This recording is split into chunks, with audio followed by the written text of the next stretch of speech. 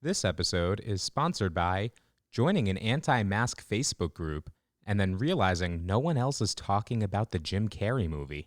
This episode is also brought to you by making Easy Mac and thinking you're the next Gordon Ramsay. This is Sorry for the Wait. Here we go.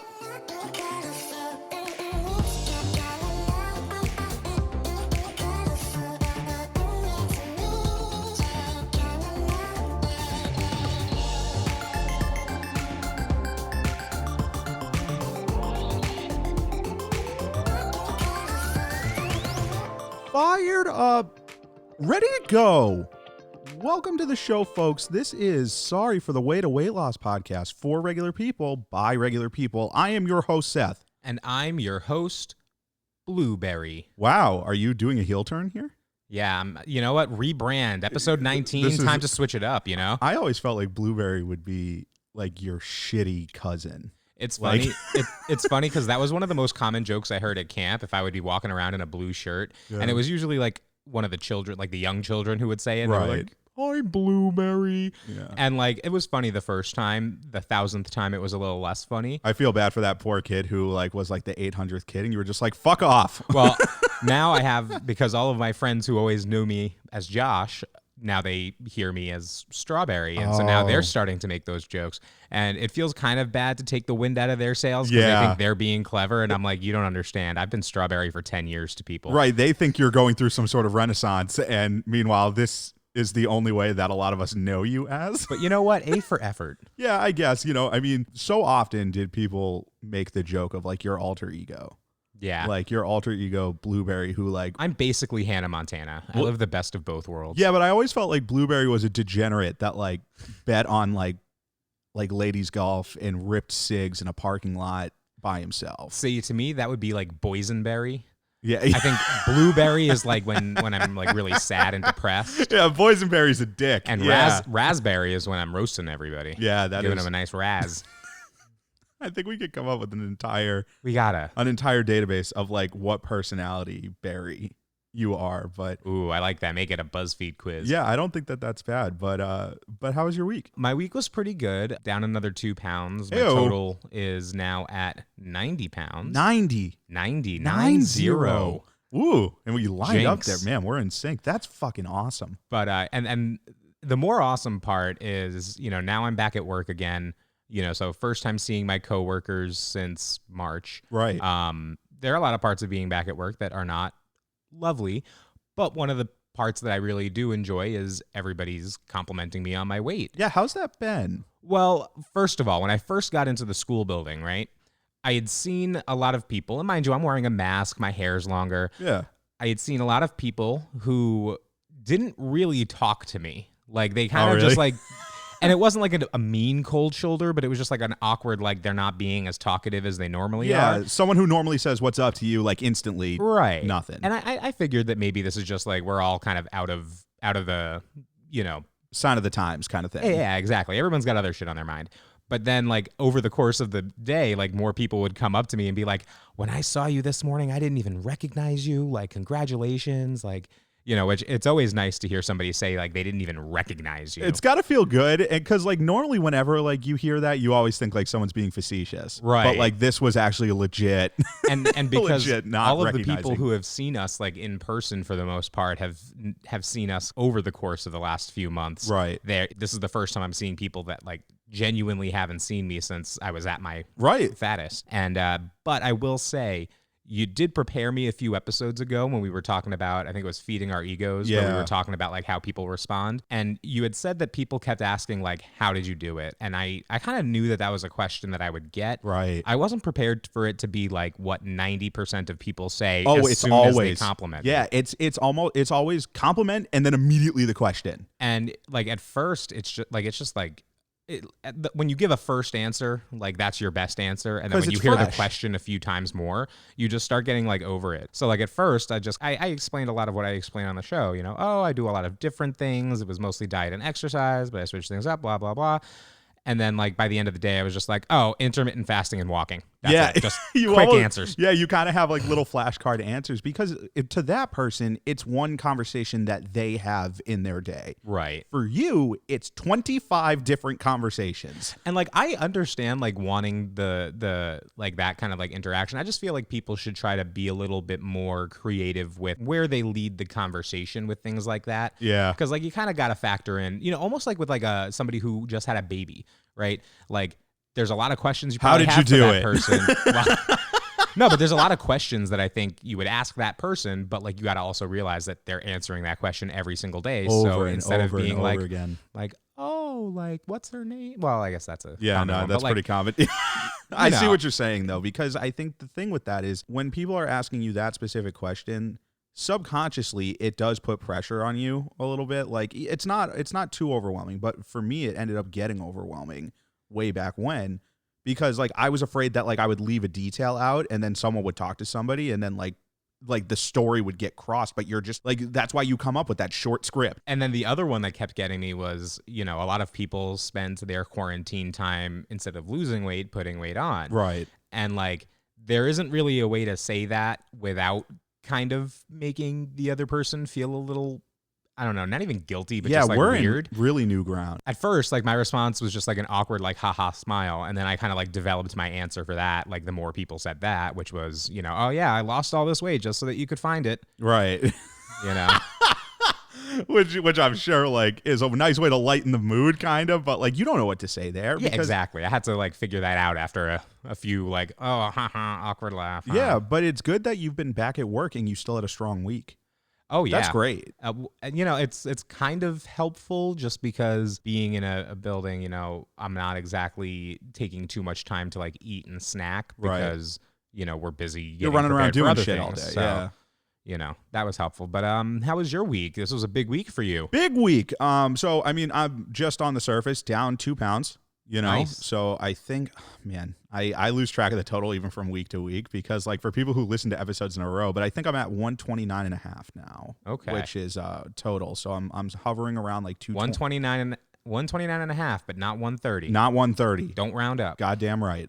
Yeah, so I'm sitting around like 221 right now. It was, I mean, you want to talk about a rocky start to the week though. Holy shit balls. It was like, obviously like when you're just so excited for something, like you are so thrilled and you are so excited. And then it gets there and like the first like experience of that thing that you were so excited for just kind of falls a little bit flat on the face. Wow. Okay. Because you had been telling me beforehand that like at this point, I don't even want any of these crazy things. I just want like a turkey sandwich, like something very plain. And that's the thing. So when you had your first bite of that glorious, glorious turkey, it was not everything you dreamed of. No, the bite was great. Like the food was good. It's just I did anticipate like not feeling so great. And boy, was I correct. Just because your stomach's not used to it. Yeah, my stomach, it just isn't used to solids. And I know that this is just part of the ride. But like the first night after I ate, like the first night's sleep, I think I might have slept maybe a total of an hour and a half. Ooh. Yeah, like because I think it was just my Tommy's body. upset. Well, my body's just like, hey, what are we doing, man? Like, we've been so cool with these shakes. Like, what the hell are you doing this shit for? And I get it. I'd be pissed too if I was so used to something. And so, like, that just kind of threw me off a little bit. And then, like, the following day, I kind of had, like, a little bit of pain just kind of getting used to it. But then I really broke through, and it's normal now. One of the things that you kept saying that you were worried about was that it would kind of, like, be a Pandora's box of, like, falling off the wagon. Have you felt tempted now that you're eating food to be like, I really want like this? It's funny because like I'm not tempted to like go put a Domino's pizza face mask on. You know what I mean? Like I'm not trying to like just smother garlic butter in my pores. Like I am. Like it's funny. I have the 4 ounces of turkey. I have the half cup of vegetables. Like what I'm like looking for is like, man, I wish I could have a fucking tortilla with this and make it a wrap. Like those are the things that like now that I have the taste, I'm like I just wish I had a delivery system for it. But I think that's good. Like, yeah. I think that's like, even though like it sucks in the moment, like I'm like, okay, well, I'm glad that I'm assessing that. Like, I wish I just had this little bit of an extra instead of being like, ooh, turkey, I want a king size Reese's bar. Yeah. You know what I mean? That would be a hard one to follow through on. So would you say as you kind of continue this transition, so you're doing the 4 ounces of lean meat, you're doing the half a cup of vegetables? Yeah. where does that go like next week? Like when can you start folding in like a wrap? I mean, so other I stuff? think I get starches around like week 4 off the top of my head. I do. I get starches around week 4. So like next week I get to add a serving of fruit. Ooh, any fruits you're looking at in particular? I like, honestly, I'm trying to look. I'm probably going to go banana just because like I do like bananas, right? Not my favorite, but like I'm trying to think of the consistency of it and some. Oh like, yeah, that'll probably you know sit what I mean? well with you. Like if I better than, down like, an apple, dude, I am fucked. Like, but that's kind of the thing that I did. Oh yeah, because that's also kind of acidic. Right. And I did love it about this week that it just felt good to have like consistency in my food, in the sense of like, it felt good to like crunch, like with the carrots, like chewing and like getting an actual crunch instead of just like knocking back a shake. But one of the biggest challenges is twice this week on the way to work, I fucking forgot my food. Oh no. Yeah. Like I like went and like forgot my food. I'm like, oh fuck, like, and like, oh shit. and that's just something I never had to account for. Right. Because I would bring shakes into work and just leave them in the fridge that I have in my office. Super convenient. Yeah, so it's just not part of your morning routine to go open the fridge and grab food. Right. So like having the taste is great. Like having the So what did you do? Did you just eat the shakes when you were at work? Yeah. Okay. Yeah. And then did you have the rest of the food when you got home? Right. Okay. And so like that was kind of the thing there, and so it was challenging because it was new. Right. Do you feel good about it though? Oh yeah, absolutely. Like I've Nice. never felt more confident in my execution. It's just like, it's when you've been doing the same thing for 8 months. There's always some anxiety. Right, in changing yeah, that up. and just anything new that kind of throws you off a little bit, you're just going to be like, okay, I have to note that. Well, that's why last week when you were talking about all your anxiety, and I kind of like in my head, I was like, I know he's going to be just fucking fine. But I couldn't wait to like hear you explain your thought process and how it was going. Yeah, it was definitely crazy, but it was worth it. I feel like week 1's going to be this has been the hardest week that it will be, because you're going from 0 to 1. And now I'm just going from like 1 to 1.2 to 1.3 kind of thing with having food. But point this to point that, it doesn't really matter, because whenever we finish talking about our weeks, we go into It's the craving of the week. woo. Wow. I didn't do that right, but it's okay. One of these times I think you're going to nail that high note. And I'm waiting. It's going to be like episode like 602, and you're just going to belt out some Whitney Houston week. Like, yeah, exactly. And so you have 500 just plus edit that episodes. over it. It is time for Craving of the Week, folks. We are back with another Craving of the Week. And, we're coming off our bonus episode with Boots on the Ground Nick. Yeah. And he had a great craving. I really liked it. He had a great craving, and then our listener had a great craving. I mean, Right. I haven't been able to get roadkill stew out of my head. I haven't been able to get roadkill moose stew out of my head I either. did legitimately look to see if there was a roadkill list in Massachusetts. No. There is not. Yeah, no, of course not. Just squirrels and skunks and a couple of deer. Imagine like your name getting put to the top and like you get the skunk. Oof. And it's just like, I mean, I don't know. I can't imagine like actual skunk meat would taste bad, but like just like the knowledge that it's skunk would not sit well. you with me. really don't think skunk meat would taste? Well, I guess like if the mechanism because don't is they like different. secrete that like? I mean, it's not like I don't it's know. part of their like. I'm not having any skunk stew intestines. anytime soon. But you know what? Let's bring in some better cravings. Mm-hmm. What are you craving this week? So I'm gonna get a little morbid here. Okay. All right. So Fantastic. So let's talk about death. Oh. Yeah, because whenever I'm thinking of cravings, I'm thinking of death. Well, and I think a lot of people, like, when they think about, like, what happens when they die, a lot of people care about, like, how they're laid to rest. Some people want to be cremated. Some people want to, be buried or have a mausoleum. But there's really just, like, there's one baller way to be buried, and that's inside a pyramid. Ooh, okay. Because, I mean, you get to King join Tut, the yeah. afterlife with everything that you own and all your favorite possessions, Yeah. and King it's just Tut like looking ass, yeah. and it's just a dope monument to like your life. To your existence. So I want, when I die, to be encased in a pyramid that consists of crab rangoon. And you can leave all of my belongings outside of the pyramid because the cream cheese is all I need. That's all you need. That's all I need. It's a crab. So you're in the pyramid of goon, and I guess this does work though too, because like if it's a pyramid, you're probably going to be laid to rest in a very Saharan kind of hot place. Right. What is crab rangoon but hot cream cheese in pastry? Exactly. You know what I mean? And it's a great defense mechanism. There's not going to be any tomb robbers because if you've ever smelled cream cheese that's been left out in the desert for 100 years, You don't want to be near that shit. yeah, you're not going anywhere near Yeah, it. You're should just going to we- look at it from like a mile away and be like, that's beautiful. I wonder how they did that. Until they catch it downwind, and then they're like, we need to get 7 million miles away from this thing. So I guess like with Goon Pyramid, right? Yeah. So when you're memorialized inside Goon Pyramid, Mm-hmm. is there any way to get? I mean, because I guess you're not even going to have people come pay homage to you. They can just come and like look at the outside and be Right. like, wow, anybody that could get buried in a crab rangoon must have been a fucking G. Are you worried about wildlife? Like, what if wildlife comes and just eats your Goon Pyramid?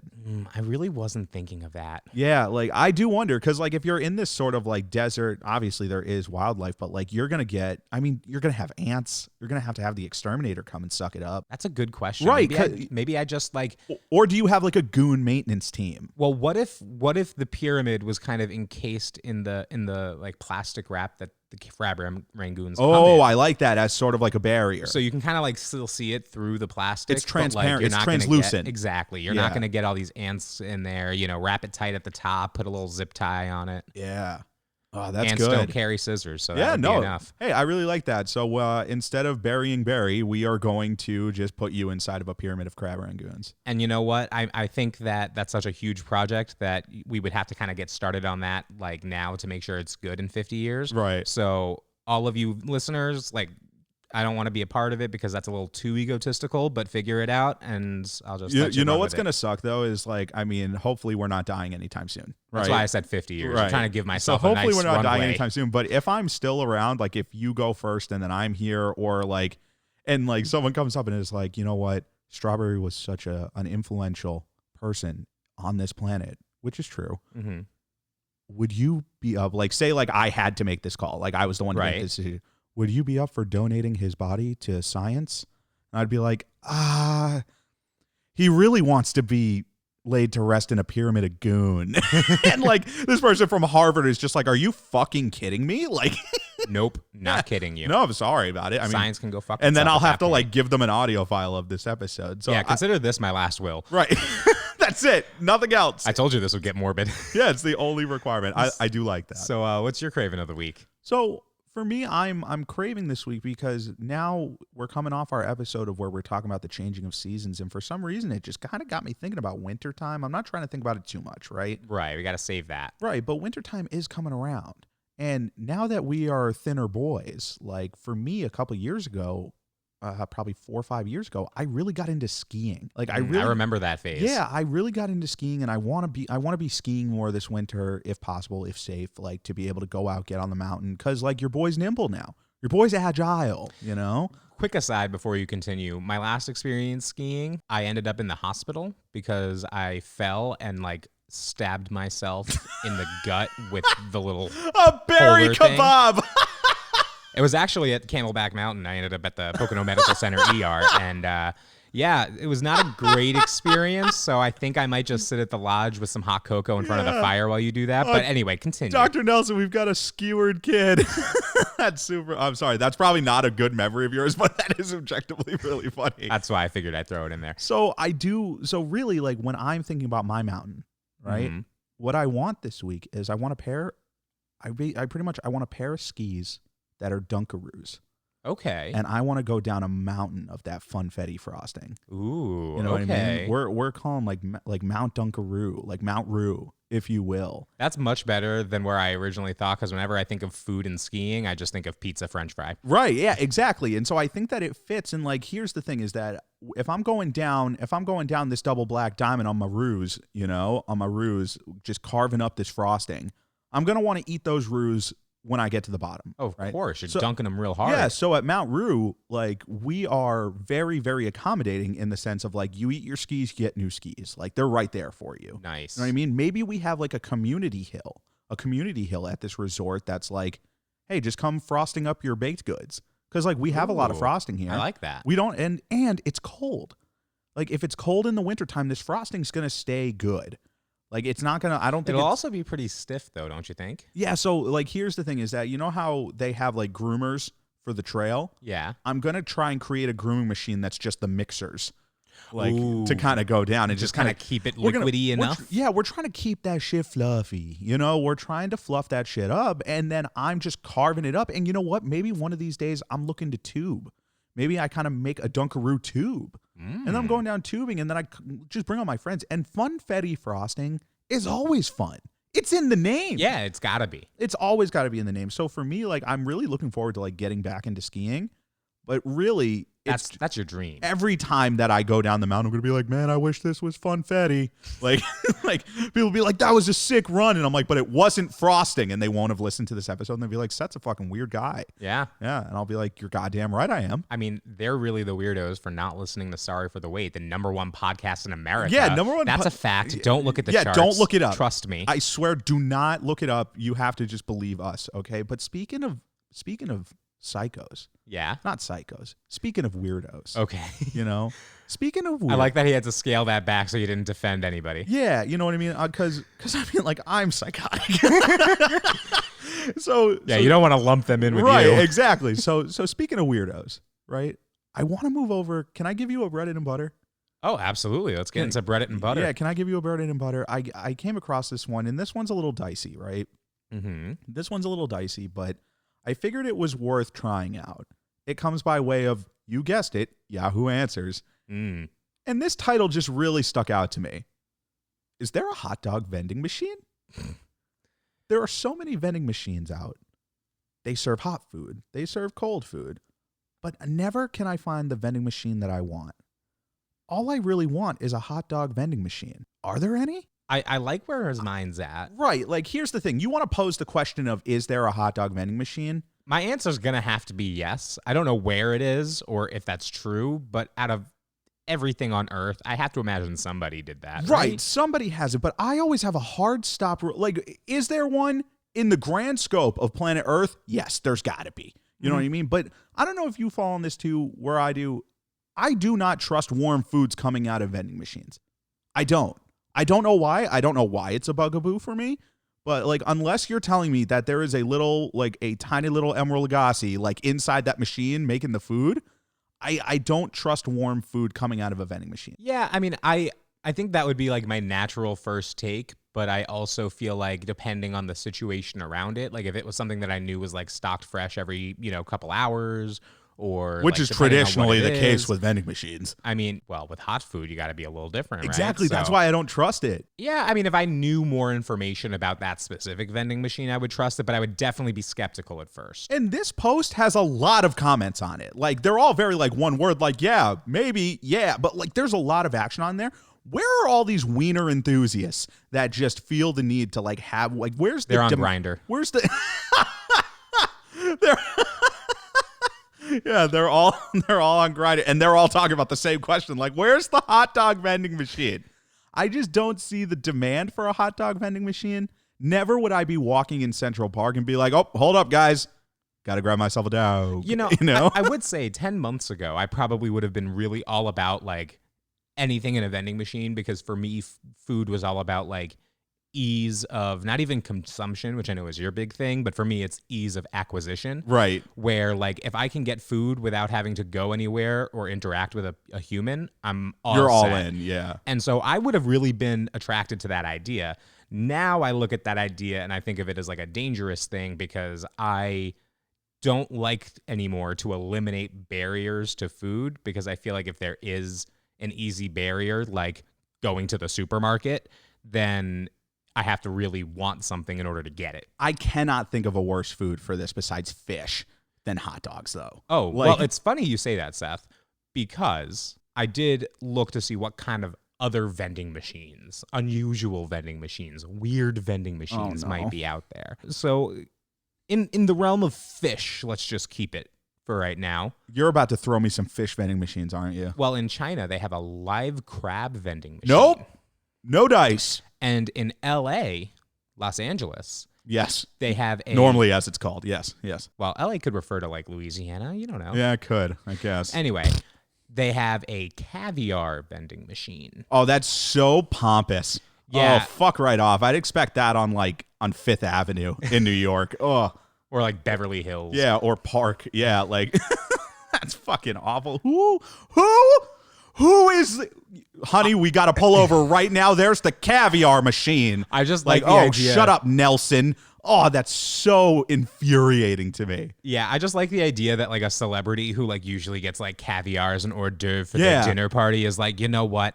I don't want to have my personal assistant go all the way to the store, so I'm just going to send them to the vending machine to get the caviar. Yeah, like, do you think Scarlett Johansson is like, go? I swear to God, if you go to the machine that's on that other street, not the machine, the caviar machine that's on Rodeo Drive, you are dead to me. Like, caviar to me just doesn't make sense.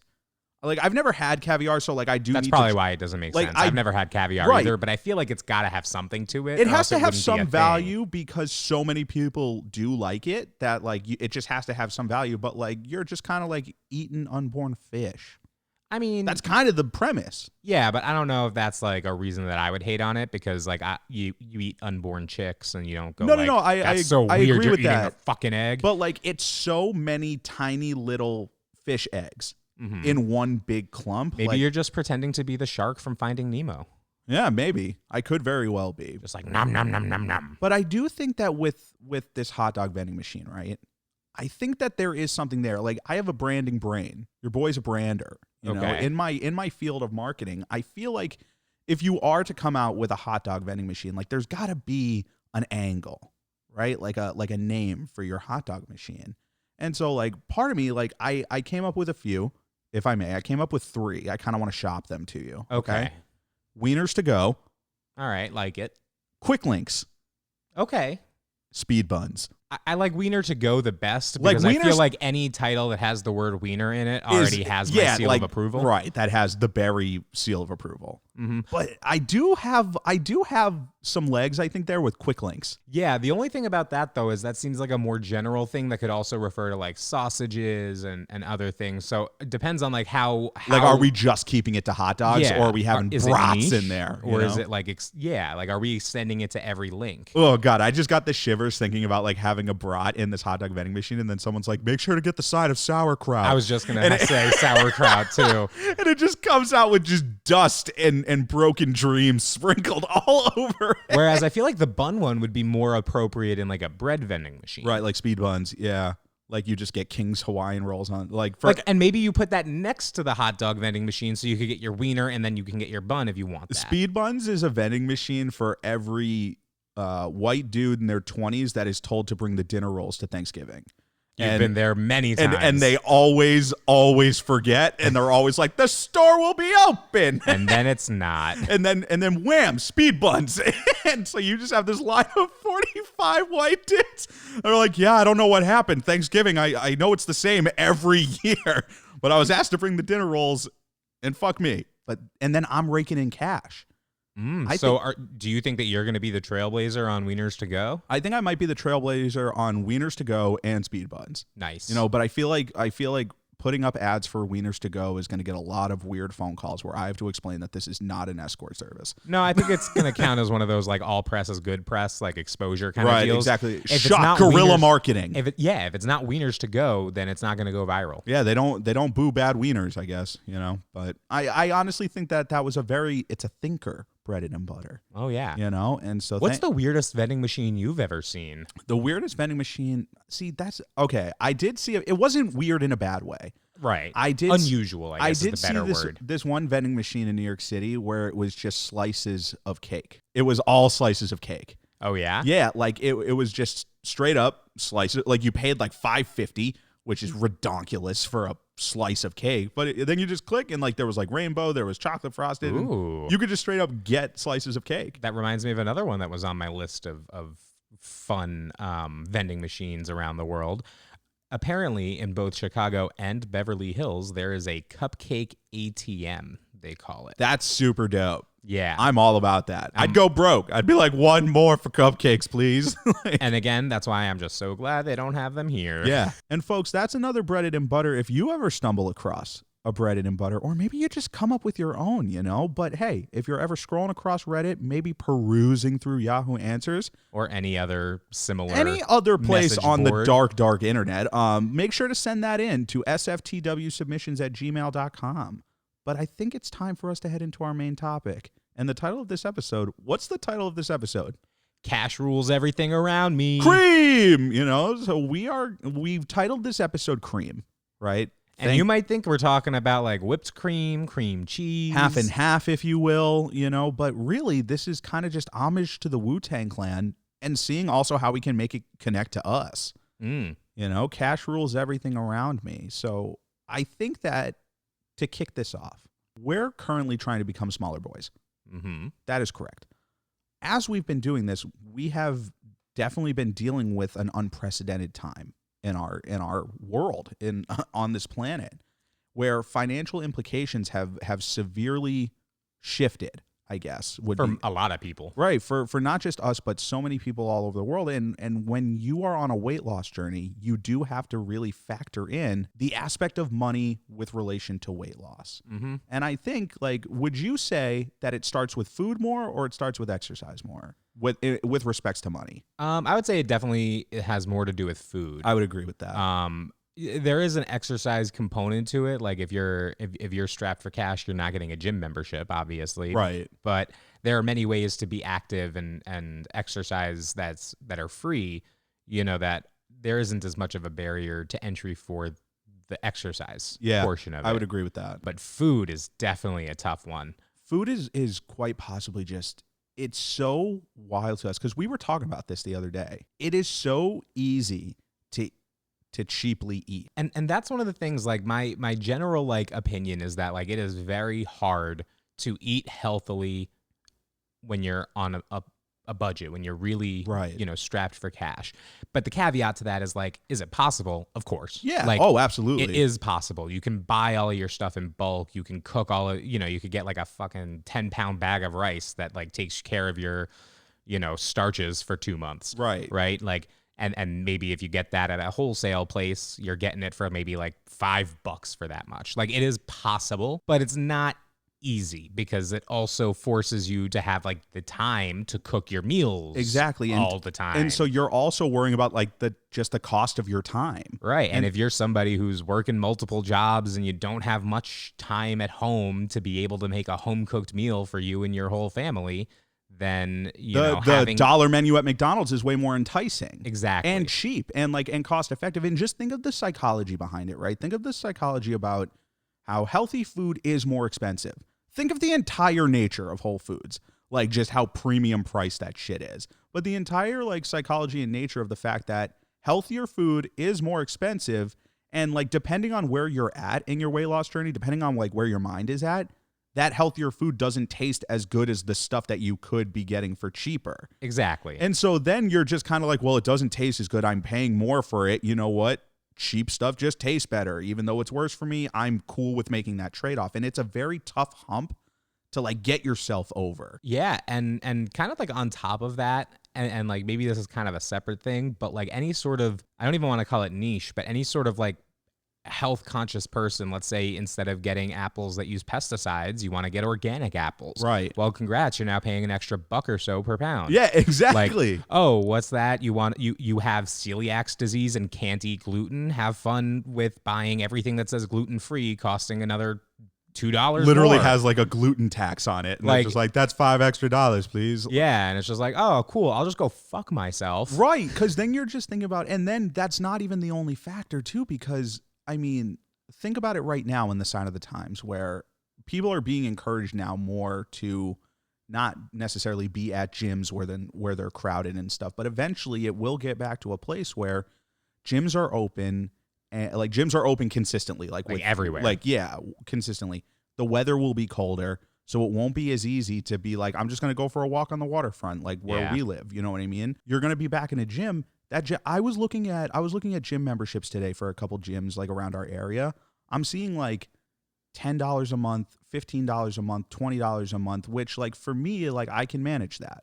I can do that. But not everybody is lucky enough to be able to do that. Mm-hmm. And so then you're faced with a decision of do I pay my bills or do I get healthier? Which you shouldn't have to choose between both. And I know It's so easy. It's so easy for people to be well, just figure it out. Oh, thank you. Oh my God. That's what I needed to hear, is just figure it, just find a way. You're dig telling me deep. that's why people are poor, because they just didn't figure it out? Right, like that. Like, this is so bonkers to me when people are like, well, if you don't figure it out, it's because you're just not thinking hard enough. Like, no, I'm pretty sure that you need to fuck all the way out of here. Like, that just bugs me. And so there are so many implications that are here that it just becomes expensive to lose weight. And can I throw another aspect to this at you that I think a lot of people undersell? Yeah. So I think a lot of it has to do with like nutrition education. And it comes down to people with more income usually have better access to better education about nutrition. Right.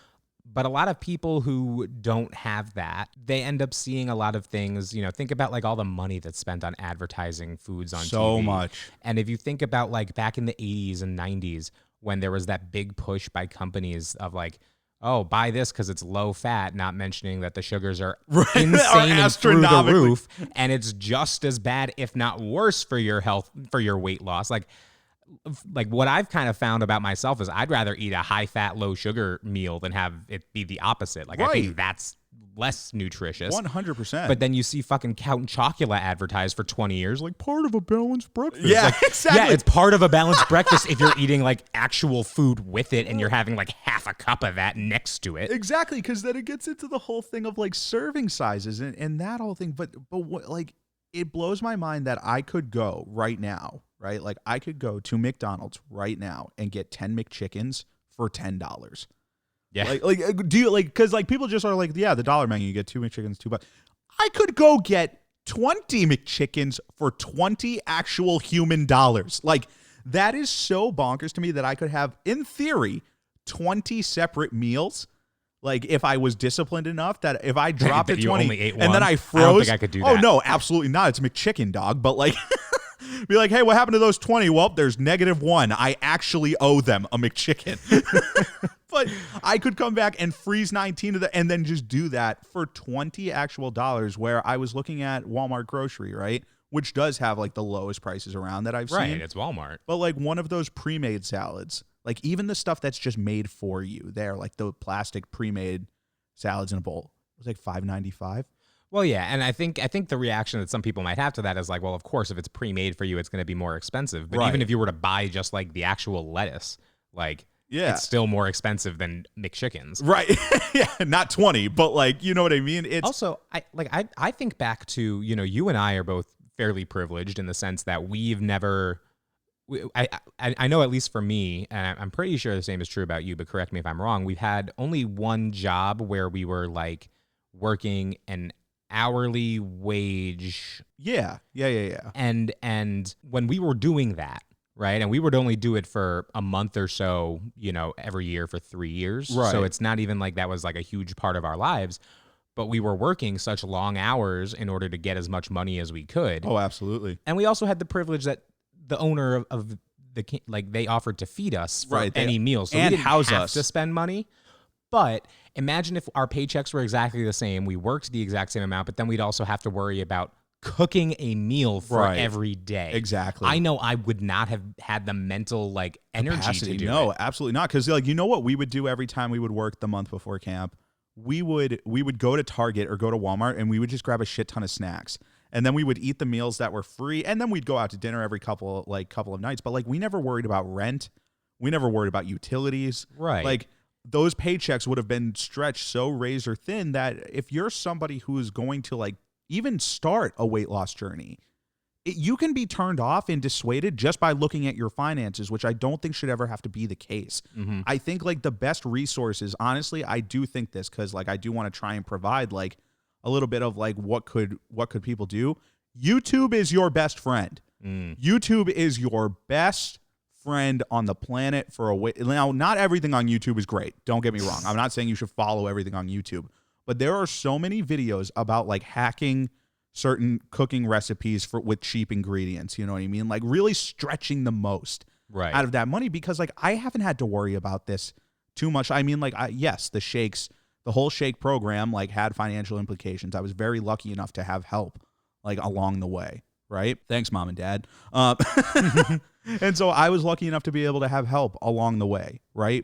But here's the thing is that now that I'm getting back into this, I have to really be budgeting in weekly trips to the grocery store and just figuring out like what's the most cost-effective way for me to get this food that it's also not going to go bad. And can I throw one other wrinkle into this whole equation? So imagine, you're doing this. You want to eat healthy and nutritiously, like you want to do it like for your whole family, and you're going to spend the money, the cheap money to buy something in bulk so that you can make these things fresh every day. Now let me throw a wrinkle in this. You have at least one child that you're cooking for. Right. Children, notoriously, can be a little fussy when it comes to what they Tiny eat. bit of fuss. Like if you and I really had to, we could get that rice and we could get like a bunch of like chicken or something, and we could just like eat the same shit every day. Right. Like, if we felt like we needed to. Like that's possible for us. Not easy for a kid. If you had a fucking kid, like good luck telling this kid. He's just gonna be crying all day. Like, I want chicken nuggets. Yeah, and he's like, I'm fucking sick of chicken and rice. Where did we even get this? Right. Yeah, so, that would be absolutely It's insane. even harder for parents, which sucks because like that's the most important, because those kids are learning their habits then. If you're filling them with these, satisfying for kids but very unhealthy stuff, like that's gonna... You're caught between a rock and a hard place sometimes. Yeah, and it all comes down to cash. And I think that it's just sheer naivety, like for someone to be like, well, you just shouldn't do that. Well, yes. Thank you, Isaac Newton. Like, I do understand that shouldn't be the case and that you should just, quote, figure it out. But I do think that there need to be better resources. And I do think that even as someone who's in the marketing space, I think there needs to be a more concerted effort to really clamp down on these companies that they get away with murder with what they're allowed to put in their advertisements. Dude, it markets itself. Like when you're able to just go up there and spew the kind of bullshit. Like I don't even get how it doesn't like get classified as like a lie, right? Like because so much of that is such nonsense. Even watching the NBA playoffs, like on streams and on TV, like every other commercial break is just back to back to. It's just a battle of the foods. Like that's all it is, and all I can think of is like, man, like for every 10 fast food commercials that I see, I maybe see one like for something that's like more on the healthier side, and that just blows my mind. And so I hope that anyone out there who is trying to kind of navigate the space, like navigate like their weight loss journey while also being on a budget or while also just factoring in financial implications, let us know what works for you, because this is something that we're extremely interested in helping out with or being a sounding board for, because I think this is something that we all need to talk about together, because we might not be thinking of angles that other people have thought of. And one last thing before we move on from this, and this is kind of like zooming out a little bit to look at the bigger picture of like why it matters, because I think a lot of people who just don't get it don't really understand why it matters. I look at what's going on right now, and like nobody anticipated a global pandemic in 2020, right? Nope. But think about like obesity is such a huge comorbidity for that. Right. And like statistically, obesity is very high in America, but it's disproportionately high among lower income people because of all of these resources. Right.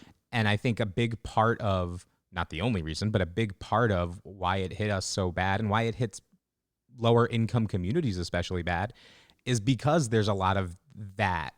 And, when it's kind of like these societal things that disproportionately affect different groups, it now makes all of society less safe for something like COVID that comes in. Right.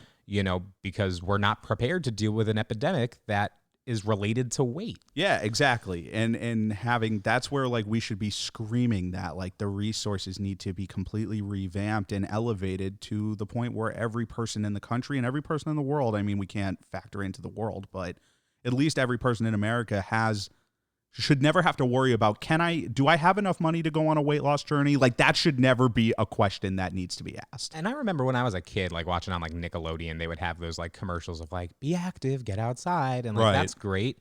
But like, we need a lot more of that than any of the other like sugary food commercials, because that is like the vast majority. And it really tells you where our priorities are as a culture. Right. Like, exactly. Where we're just like, nope, it's just Carl's Jr., Sonic, McDonald's, Burger King, Wendy's on constant loop. But then go outside and throw a Frisbee. Right.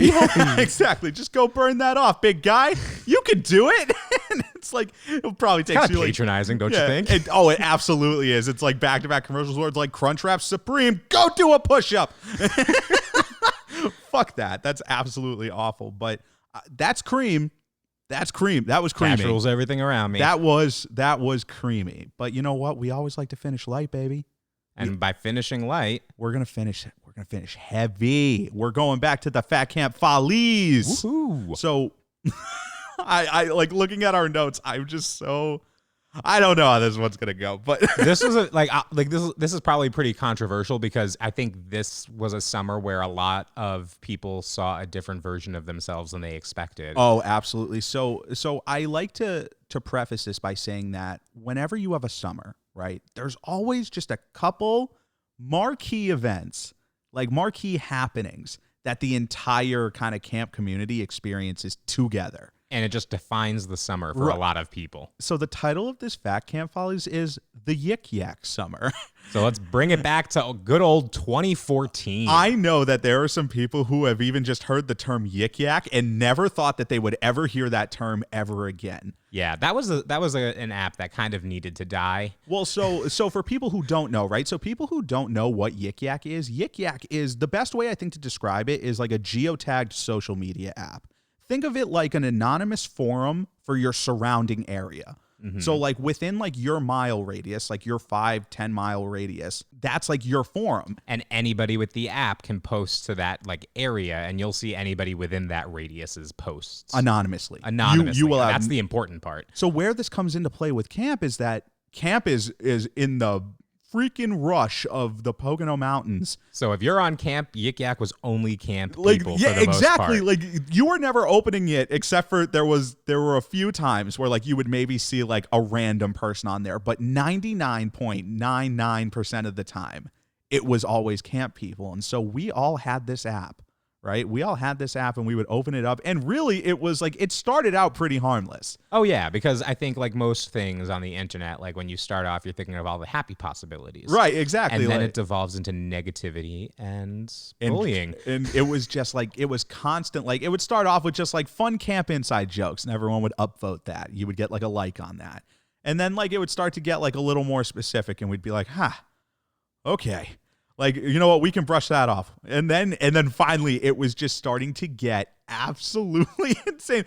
Like so bad. It was like the thing with anonymous social media apps in a place like camp where it's full of drama anyway is everyone's just like, oh, great, I can yell this into the ether. Like you're starting to integrate both the actual things that are happening in front of you, putting them on a forum. And whenever you do that with anything on the internet, it's always bad. Yeah. I feel like YikYak was the perfect like foreshadowing of what the internet would be right, like. Exactly. Once it was a micro anonymity. I think because I think it came out in that phase where people were still like high on like social media is a great way to connect with everybody. And then like YikYak happens, and then like 5 years later now it's like, oh, it's all just trolls and bots that make everybody hate themselves. Right, because YikYak was so huge on college campuses, and then I remember we had a staff meeting about it. We're sitting in this staff meeting, and there were a bunch of like ruthless ones that went out at that time. Can I just like come out with like a couple of like the ones that I remember specifically that totally like, and then see if we have to cut them. Yeah, let's do it. Well, so I won't use any names. So one of them was funny. It was about one of our friends. For the sake of this, let's just call him Zach. And Zach, it said Zach makes my pussy wetter than the tennis courts after it rains, which. I mean, Zach's looking at that, and he's like, dude, nice. Yikes. No, that's a big yikes for me. I feel really uncomfortable right now with the energy that we've created in this studio. Well, don't worry. This will go into a more depressing place the next one. Because I remember there was one counselor in particular, and I don't know why he was kind of like the butt of the joke that year, but there was one YikYak post that was like, if you're, and I'll use the name Zach again, but it's a different Zach.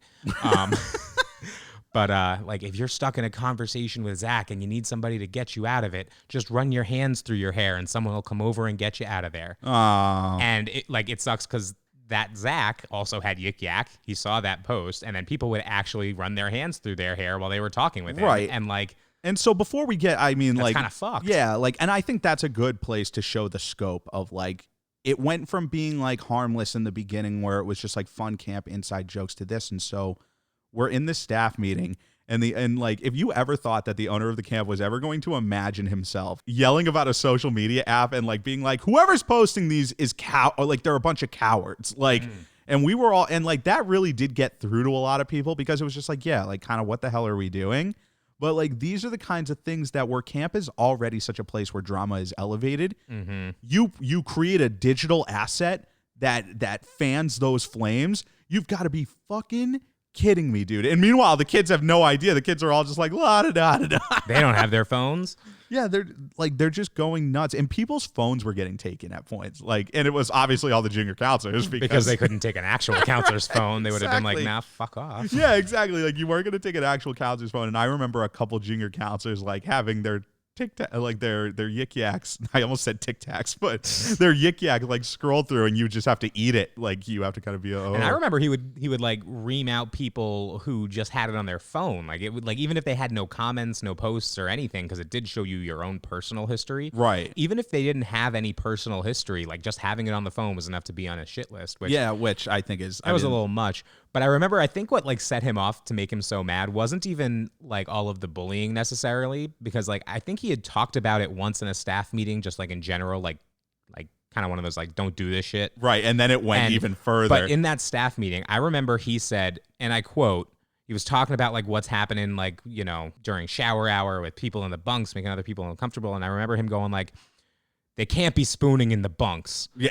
And somebody took that quote, and after the staff meeting, they just posted that on YikYak, and it got hundreds of upvotes. And I think he saw that, and I think the camp director saw that, and like I think that was when like the steam came out of his ears, and he was like, "Fuck this! It is banned." And I remember him even saying something to the effect of like, "I'm gonna get it banned off of like geo banned out of this location." Yeah. And I think everybody like confused and like looked at him and was like, "That's not how any of this works." It's like. I totally forgot about no spooning in the bunks, and it's so funny though. Like it is funny. It is funny. It's like years later, we can look back at that and be like, "That's such a hilarious quote." You just don't want it to be memorialized on a forum, and that's why it sucked so much when YikYak was like kind of taken away from us. Because like on the one hand, I understood because the bullying was really bad, and it enabled it to such a high degree. Yeah. But on the other hand, like the funny shit on there was so fucking funny. Like it's like it was a good place for one-liners, which is like what it started out as. It's almost like what Twitter is now, where except you don't have to put your name to it, right? And it's all just one-liners. But I mean, the YikYak summer, I remember like turning to some of our friends and being like, "This is real. Like this is like real heat." And like that this app is bringing onto this place. And I think it's funny because I think it got big at camp like the summer before it started to get really big on college campuses. And I remember going home after that and going to college and like looking at the YikYak at college, and it was like really dead. And then like a month or so later, it was popping. And then like after a while, like the school, like I know a lot of schools had to like do stuff. Like I think they were able to get it like geo banned eventually when like, I'm not schools surprised. and universities and that's why it doesn't complain. exist anymore. But, but I'm glad we got to cover that though, because so many, I'm not joking. I've gotten so many Instagram messages, so many texts, so many Facebook messages from people who were there that summer that were like, "You got to talk about YikYak. You have to." Yeah. And because it was that big of a deal that summer. And so I'm really glad. I think every single, even the people who like normally wouldn't have been about it just because like they're above it all, like a lot of people just had the app just to see what was on there. Always. Like they wouldn't post it. So like every single person was tuned in. Every single YikYak. It was like our own frequency of just like underground talk. But that 2014 will forever be our YikYak summer. And so that was absolutely worth talking about. But we are going to go into closing thoughts and a little bit something different for closing thoughts, if you'll entertain me. Oh, you're always entertaining. Let's go. I was talking with somebody that we went to camp with a couple years ago named Marianne, and Marianne's down in Guatemala, and she is working with this organization called the Frandy Fund. And she told me all about it, and I just wanted to talk a little bit about it to see if we could get some of our listeners to head over to their Instagram page and maybe give them some love. So the Frandy Fund, right, is a project targeted to help Guatemalan adolescents from low-income backgrounds. It focuses on kids that have high academic aspirations but unfortunately don't have the resources required to attend a university. Some of them might not have the financial resources or may lack some of the knowledge needed to excel in college because they couldn't attend high school. And so this entire organization is dedicated to helping young Guatemalan kids have the resources that they need in order to attend university. That's awesome. Which is awesome. And so Marianne reached out and she was like, "Hey, I was wondering if you guys could talk about it." Of course. Are you kidding me? Absolutely. And so how can our listeners kind of help this cause? So we really want everybody to go over to @thefrandy_fund, FRANDY, @thefrandy_fund on Instagram. Give them a follow, and there's a GoFundMe link right there that you could help donate. And we know it's a tough time, folks. We really do. So if you can't give anything, don't worry about it whatsoever. Right, just donate what you can. Just the following and the likes on that Instagram page. We want to blow this Instagram page up for this organization because they are doing incredible work out there. And if you can donate, that's fantastic. Like anything that you can give is great. And what we're going to do is if you donate to this cause, if you donate through the GoFundMe link and you send us a screenshot, we're going to match the first $100 of donations that are given to the Frandy Fund. So make sure that you go. If you do, and we'll each do that. So that's really up to $200. Yeah, so that's $200 total dollars that we're going to match. So if you go there and you do donate, please send us a screenshot. We're going to match up to $100 each of us to the Frandy Fund. And so, folks, thanks for listening to another episode of Sorry for the Wait. We can't tell you enough how much we appreciate it. If you want to submit to us, please email us at SFTWSubmissions@gmail.com. And while you're on social media following the Frandy Fund, make sure to also follow us on every single social media page out there. Every single social media page under the sun, right? Except for LinkedIn? Yeah, no, I haven't made our LinkedIn Is Google page. Plus still a thing? I don't think. Yeah. Seth gave this a +1. All right. Okay. Okay, so not those two, but the other ones, yes. Any other social media platform, check for that in the show notes and leave us a voicemail. Leave us a voicemail. We love getting voicemails, so please leave us a voicemail at 774-855-9433. And make sure to pop over to Apple Podcasts to leave us a 5-star rating and a review. Yeah, we really, really, really appreciate every single one of them. We're up to 153 ratings. Wow. Right now. And how many of those are 5 stars? 152. There is one 4-star out there, but you know what? I don't Normally blame them. I would get like a little salty over that, but 4 stars, I feel like that's perfectly acceptable. We love the 5 stars, but you know what? We never want people to be not themselves. Yeah. If you were feeling 4 stars, you get 4 stars, but please give us 5 stars. We really appreciate that. But hey, until next time, I'm Seth. And I'm Strawberry. And remember, folks, keep your friends close, keep your enemies closer, but keep your snacks the closest.